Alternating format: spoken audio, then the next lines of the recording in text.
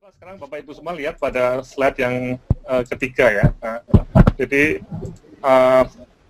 saya akan membahas mengenai poin ketiga, usulan pembentukan tim pencegahan fraud di rumah sakit. Ya. Nah, ini yang sekarang ini kita sedang diskusikan ya.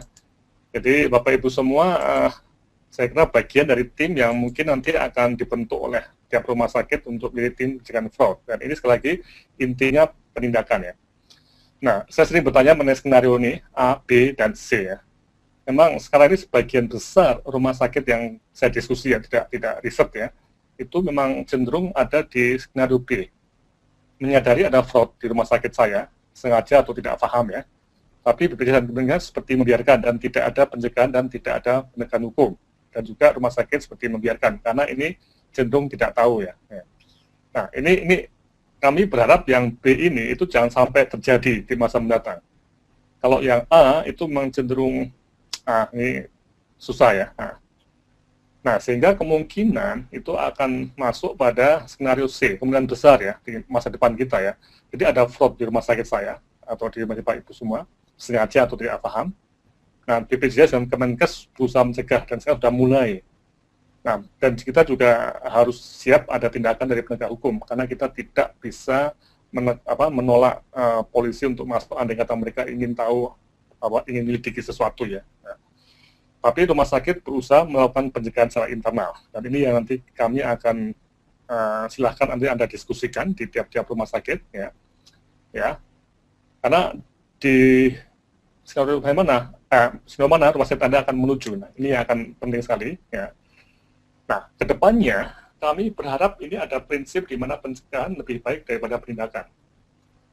Dan juga tren di berbagai negara itu mengedepankan pencegahan. Dan ini bisa dilihat pada berbagai referensi yang ada di website yang kami sampaikan. Ya.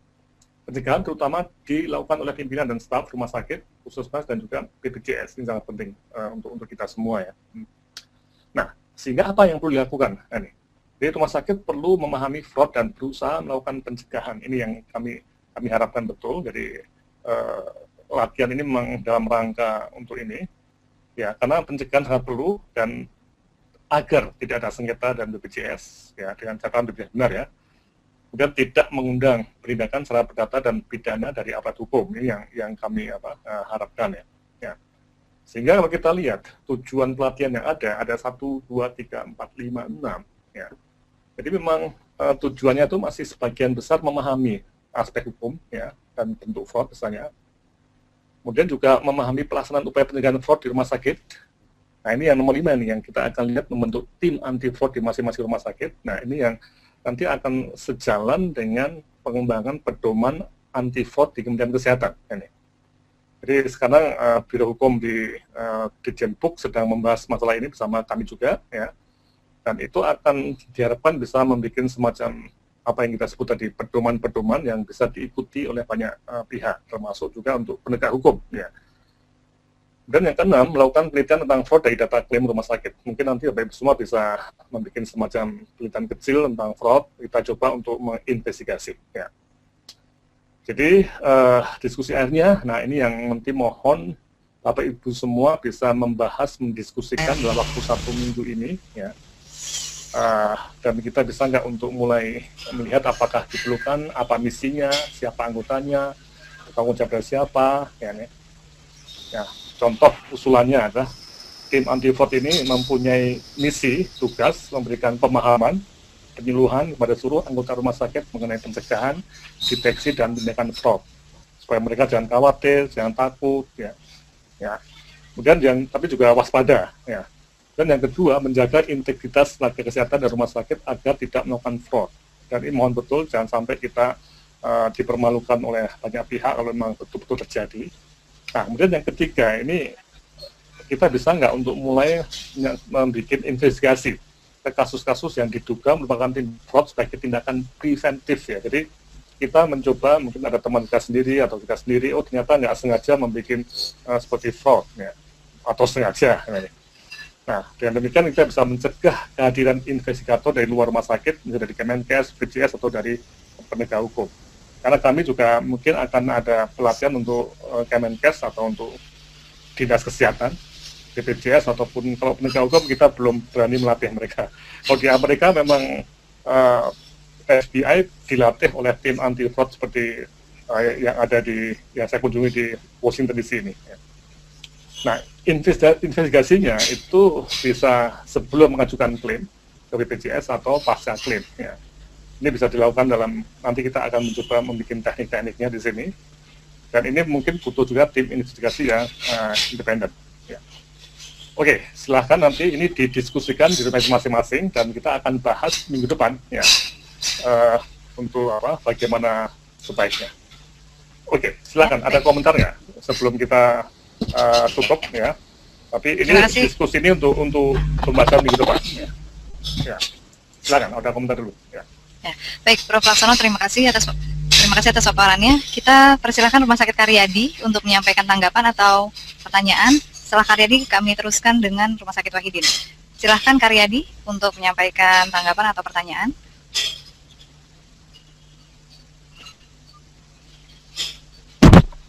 Terima kasih Prof. Saya amatur mengenai pemahaman tentang fraud ini sebetulnya sedikit banyak kita tahu, tapi belum banyak yang kita tahu. Apakah tidak sebaiknya begini, macam-macam fraud yang ada sekarang ini itu apa saja yang mungkin Bapak Prof ketahui dari luar negeri ya, sehingga untuk memudahkan kita mempercepat untuk inventarisasi mengenai fraud ini. Kuncinya sebetulnya apabila verifikasi atau verifikator ini memahami masalah itu, mungkin itu sudah sedikit banyak dapat melakukan pengendalian. Mungkin itu untuk mempercepat itu tadi, barangkali apa yang diketahui oleh Prof yang di luar negeri itu bisa digambarkan di sini untuk apakah di Indonesia ini itu dapat berlaku sebagai fraud atau tidak untuk mempercepat inventarisasi pemahaman itu tadi Pak. Terima kasih. Ya, betul Pak. Ini yang nanti kita akan lakukan. Jadi seperti yang tadi saya uraikan di bagian pertama, itu ada sekitar 15 jenis ya atau tipe fraud yang mungkin bisa terjadi di Indonesia, tapi sudah terjadi di Amerika Serikat ya. Nah, itu yang nanti akan menjadi bahan kita untuk masuk lebih detail dalam diskusi minggu mendatang ya. Apakah ini yang terjadi nih di tempat Anda semua? Nanti kita akan ada semacam survei dan sebagainya. Nah, dengan adanya seperti ini akan bisa jadi pegangan bagi verifikator.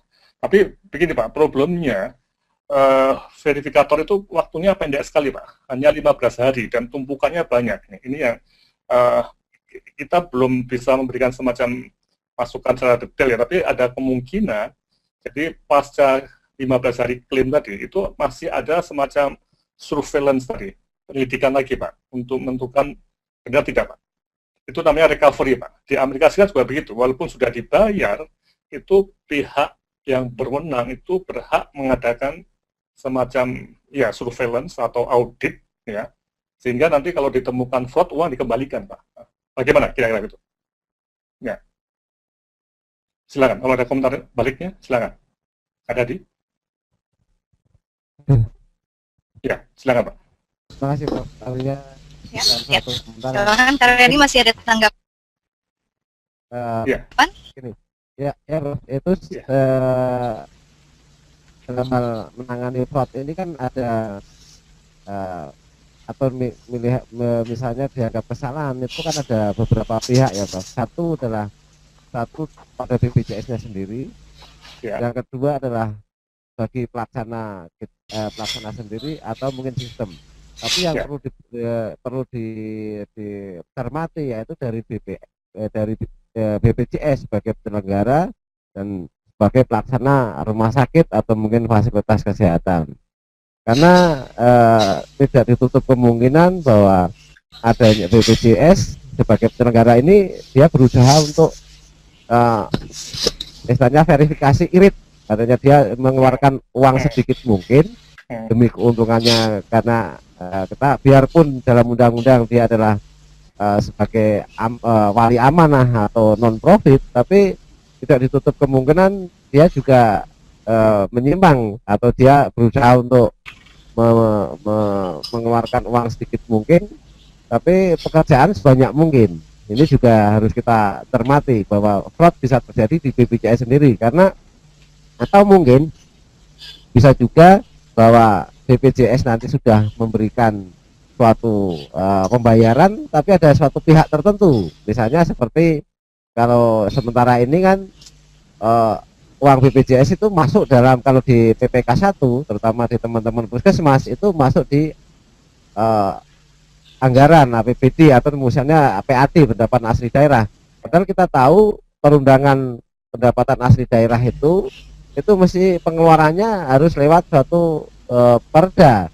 Nah ini mesti harus rentetannya, yang karena kita mencermati teman-teman yang ada di PPK 1, PPK 2, PPK 3, serta PPK 2 yang di bawah kendali Pemda. Ini harus kita pahami, sehingga nanti kita dituntut untuk lebih tapi uangnya nggak dikeluarkan. Nah ini apakah itu nanti kita masukkan fraud atau tidak? Masih, Prof. Ya, ya itu menarik Pak. Jadi ini satu desain yang nanti kita juga akan coba usul pada Kemenkes juga ya. Mungkin kita perlu investigator yang independen, ya. Dan itu mungkin investigator yang didanai oleh Kemenkes dan masuk ke daerah melalui dinas kesehatan provinsi atau kabupaten. Nah, sehingga dia investigator independen tadi bisa menyatakan lebih objektif ya, itu kesalahan ada di BPJS atau ada di rumah sakit atau di mana ya. Ya. Ini yang perlu Pak. Sekali lagi, kita di sini masih membangun sistem ya. Ini. Namun yang sekarang kami berharap rumah sakit tadi, Bapak Ibu semua itu mencoba untuk apa yang kita sebut sebagai memantau ya, mengamati situasi sekarang ya, kemudian juga berusaha untuk ya istilahnya itu membuat rumah sakit itu paham Pak, sehingga mau dilihat betul Pak. Jadi, sekali lagi ini sistem belum ada Pak ya, kita akan membangun sistem, tapi kita mulai dari rumah sakit yang ada dulu ya, dan juga dari pedoman fraud dari Kemenkes ya. Ini yang kita lakukan Pak ya. Ya. Oke, silakan. Baik, terima kasih. Terima kasih dari Rumah Sakit Karyadi Semarang. Kita beri kesempatan dulu untuk rumah sakit lain. Rumah Sakit Wahidin, kami persilakan untuk menyampaikan tanggapan atau komentarnya. Terima kasih. Assalamualaikum warahmatullahi wabarakatuh. Ya. Jadi pencegahan ini sangat pencegahan fraud ini sangat menarik. Halo. Ya, halo. Silakan terus. Ya, silakan. Ya, pencegahan fraud ini kan sangat menarik, apalagi kalau dilakukan di internal itu dengan sangat efektif. Nah, sekarang yang masalahnya pendekatan itu akan lebih rumit kalau di rumah sakit pendidikan, di mana ada delegasi dari supervisor ke peserta didik. Ya. Nah, di situ salah satunya bentuk kualitas, Ya. Dan itu akan tidak mudah kita mendeteksi itu. Yang kedua, masalah dokter yang menghendaki melakukan coding sendiri, sehingga terjadi potensi terjadi upcoding. Nah, sekarang bagaimana tanggapan Prof tentang hal ini? Ya, memang untuk memberikan tadi ada residen Pak ya, betul ya. Ya. Nah, sekarang residen itu dengan Undang-Undang Pendidikan Kedokteran yang bulan saya juga terlibat di situ ya, itu sudah disebut sebagai pekerja ya. Jadi mau ditanggapi apa dipahami juga ya bahwa residen itu bukan siswa ya. Jadi mereka bertanggung jawab juga pada tindakannya, dan mereka harus kita latih, harus kita didik, harus kita pahamkan bahwa tidak boleh membuat fraud ya. Kalau nanti sudah ada pedomannya ya Pak. Jadi sekali lagi residen itu profesional ya. Nah, kemudian tadi, ini balik lagi pada dokter ya, yang bikin coding sendiri atau kadang-kadang begini Pak, pencegahan itu juga ada aspek etika dan moralnya. Nah ini kalau mau untung dengan cara fraud itu yang ya ini masuk pada moralnya bagaimana. Jadi saya kira perlu ada semacam di samping pencegahan secara hukum ya, kita juga perlu untuk mengadakan semacam ya, bukannya memanggil ustadz atau memimpin spiritual ya, untuk ya jangan seperti inilah. Nah, itu Pak. Nah, jadi sekali lagi bahwa apakah kita sebagai seorang profesional yang mulia ini, kita malu nggak kalau dapat uang dari fraud itu yang jadi masalah. Begitu ya, silakan. Ada lagi? Baik. Masih ada tambahan pertanyaan dari Rumah Sakit Wahidin, kami persilakan. Sudah ada ketentuan. Kami persilakan perwakilan Halo. dari Rumah Sakit Suraji. Oh, Mohon maaf. Ya, silakan, kami persilakan. Sudah terdengar? Sudah. Ya, sudah terdengar. Halo, di Rumah Sakit Suraci, Prof. Ya, silakan. Sebetulnya yang kita inginkan adalah juknis yang jelas, apakah yang dimaksud dengan fraud itu. Ya. Sementara ini yang kita lakukan di Rumah Sakit Suraci adalah kita menghindari adanya upcoding. Ya. Itu yang jelas. Sementara yang masih abu-abu, kita juga tidak bisa memasukkan itu sebagai fraud atau tidak. Ya. Ya. Terus yang kedua, kita perlu menuntut adanya kesetaraan, Prof. Jadi yang menjadi kambing hitam bukan hanya rumah sakit atau dokter, tetapi BPJS. Kalau melakukan downcoding, itu juga kita masukkan sebagai fraud. Ya, fraud di BPJS ya. Ya. Kemudian yang ketiga, mohon software Inasi Bijis diperbaiki. Terima kasih. Ya. Terima kasih Pak. Jadi ini memang menarik ya. Jadi list dari apa namanya fraud ini yang memang harus kita susun bersama Pak. Jadi upcoding itu hanya satu dari banyak model untuk fraud ya. Ini yang sekali lagi ini sangat canggih Pak. Jadi bahkan di tiap spesialisasi pun ada model-model yang berbeda-beda Pak. Ini yang kita cermati ya, antara jantung, mata, penyakit dalam dan bedah itu juga ada hal-hal yang tertentu yang harus kita lihat ya. Dan yang kedua, nah ini kesetaraan tadi, itu yang menarik Pak. Memang sistem kita itu masih belum ada independent investigator atau independent kontrolnya Pak, pengendalian oleh orang independen tadi. Nah ini yang kita berharap betul Kemenkes dan Dinkes provinsi kabupaten kota itu bisa menjadi semacam tanda kutip wasit yang independen untuk seperti ini. Karena kalau tidak nanti juga bisa jadi BPJS-nya downgraded atau hal-hal lain yang mungkin merugikan rumah sakit. Oke, sekali lagi ini hal-hal yang kita akan terus kembangkan selama 3 bulan mendatang. Kita akan catat betul nih untuk hal ini. Terima kasih. Ya. Terima kasih. Jadi kami sebelum untuk membahas di modul berikutnya, kami mencoba di rumah sakit melakukan beberapa langkah strategis. Untuk itu apabila dimungkinkan, mohon ada beberapa kesimpulan sekaligus mungkin semacam guidelines yang bisa kami lakukan sebelum modul berikutnya diberikan. Jadi mohon tidak terlalu terbuka, artinya sudah ada beberapa ada beberapa koridor yang bisa kami pakai sebagai pegangan untuk segera kami menetapkan langkah-langkah. Terima kasih. Ya. Mungkin sebagai penutupan juga bagus ya. Jadi di bagian 3 memang kita mengharapkan para peserta pengembangan ini itu membuat semacam apakah tim atau apapun namanya ya, yang betul-betul mungkin ada semacam ya SK atau mungkin juga support dari direksi, termasuk mungkin direksi juga ikut juga ya. Ya. Jadi seperti yang ada di tujuan pelatihan ya, ini membentuk tim anti fraud. Ini yang kita harapkan terjadi dalam waktu 3 bulan ini.